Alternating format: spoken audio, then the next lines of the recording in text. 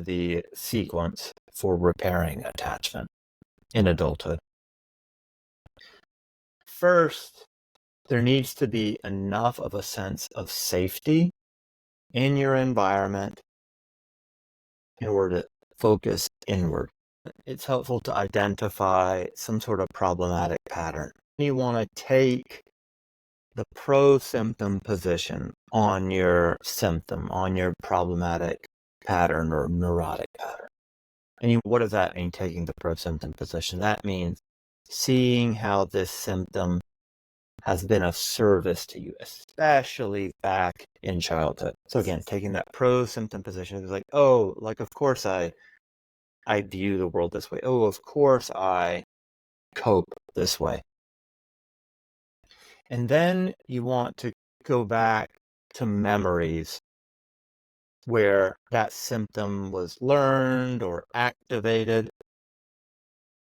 And you want to kind of, again, feel into this safety, feel into this ability to focus inward and just examine the memory. And then here are some helpful questions to ask yourself. Like, what did I want at the time? What was my desire? How did the other respond to that desire?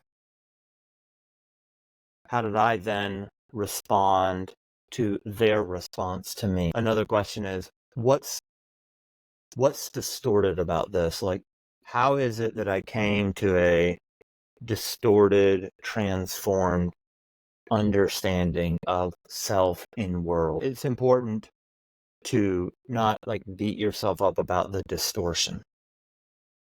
If you have insecure attachment, the distortions that you developed were likely helpful in your early environment. Of course, they cause trouble usually in adults. And then this process of reflecting, this takes a while. You want to think about you want to have patience with this. And so let's just kind of go into some other questions you can ask yourself around these, we'll call them distortions. How do I see the world? How did the other in this memory see things? How is the way I'm seeing things and the way I'm behaving, how did that actually actually augment, improve my sense of safety and security? How is that, we'll call it distortion, now causing trouble in my adult life? Okay, now going back to this old memory, like what is the thing that I'm not seeing? And then an exercise to get to that is like to step out of that, kind of come into a kind of more distant, objective point of view and like look back at those old experiences.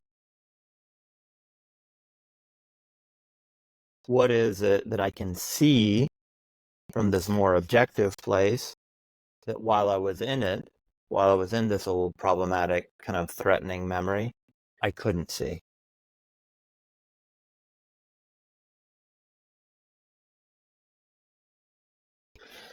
So this kind of reflecting on these old experiences of danger and threat, rejection, abandonment, this takes a while. But after you've done a fair amount of this, then what can be helpful is to have an emotionally corrective experience. So you can kind of identify this distorted belief, this symptom, and then imagine the positive opposite of what you experienced. So this would be something like, let's just say you experienced rejection. So you can reflect on or imagine an experience of total acceptance just as you are, for example. Or if the memory you're focusing on is like, oh, in order to be well, in order to be safe, I need to take care of others. You want to validate that the way that you constructed things.